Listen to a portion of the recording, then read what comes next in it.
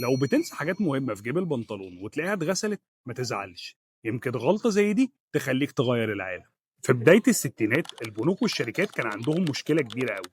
كل معاملة بتحتاج الموظف يسجل بيانات العميل بشكل يدوي، وده كان بياخد وقت كبير جدا، وفي نفس الوقت بتحصل غلطات كارثية. وعشان كده كان في مهندس اسمه فورست باري شغال في شركة اي بي ام بيشتغل على حل يخزن فيه بيانات العميل على كارت صغير. باري فكر يستخدم شريط صغير زي اللي موجود في شرايط الكاسيت ويلزقه على كارت معدني، بس كل محاولاته فشلت.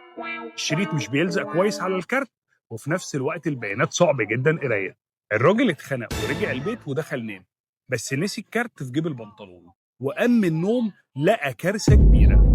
مراته كوت البنطلون والكارت جواه. فورست طلع الكارت من جيب البنطلون وهنا لقى مفاجاه كبيره جدا.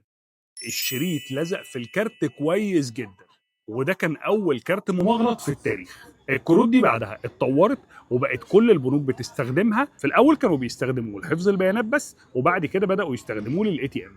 وبعد كده الكروت دي بدأت تتطور، وفي التسعينات استخدموا التشيب، وبعد كده الان اف سي.